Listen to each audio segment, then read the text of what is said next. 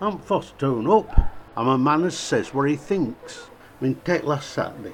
I've been up since dawn grinding flour in the mill, and Will Black come in.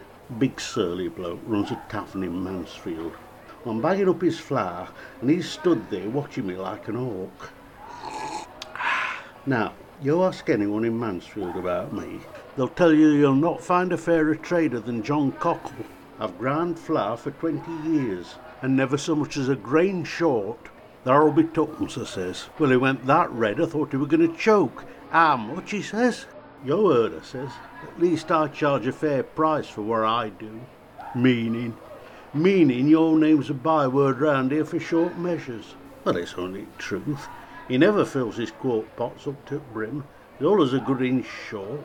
Well, I thought for a minute he was going to jump off at the table and stab me. John Cockle, he says, that great gob of yourn will get you hanged one of these days.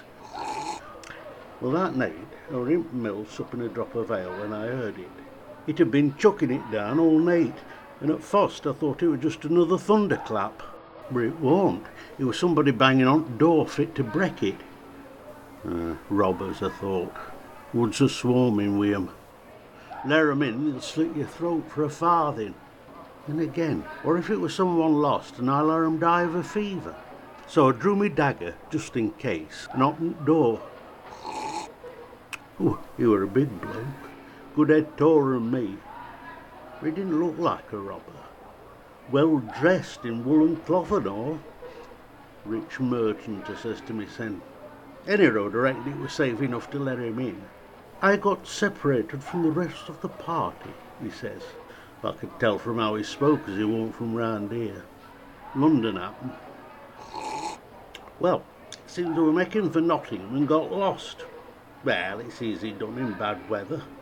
I sit him down, and all of a sudden his nose starts twitching. Is that venison I can smell? Want some, I says. I could see well enough he did. Just that morning I caught this stag. Oh, great brute it was. Antlers out here. Thank God none at Foresters saw me, or it'd have been for it. Well, when I get him venison, he wolfed it down as if he hadn't ate for a week. He wiped his mouth with his sleeve and he says, how does a miller come to be dining off venison? It makes a change from turnips, I says, joking like. But he won't laughing.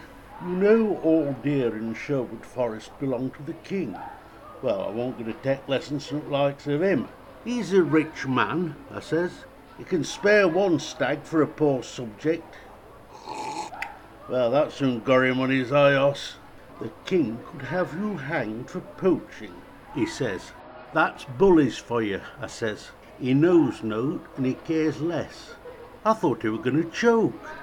I've heard the king cares for all his subjects, he says. If you believe that, I says, you're a bigger rogue than he is.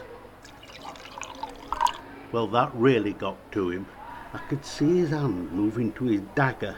Then there were a knock at the door. I opened it and there's this bloke looking at me like I'm something dogs done on the doorstep. Then, without so much as a by your leave, he barges in, looks round the room and drops down on one knee. Sire, he cries, thank God you're safe. Sire, says I, you mean you're that tyrant and bully you were speaking of? He gets up and comes towards me. Well, if looks could have killed, King Harry in person, says he. And who, pray, are you? I could feel the rope round my neck already. John Cockle, I says.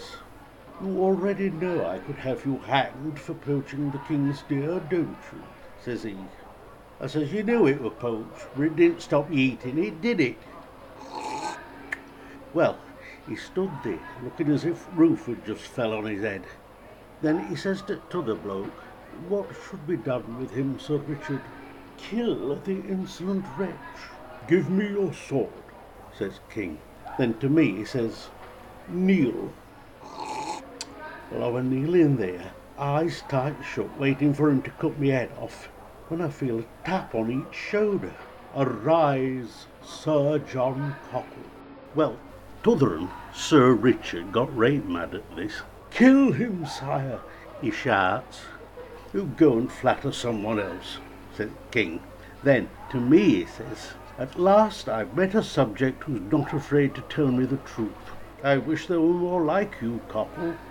I thank you for your kind hospitality." Then he winks at me and says, "Enjoy the venison." Oh, you wait till I tell Will Black. So much for me big gob getting me hanged. Sir John Cockle.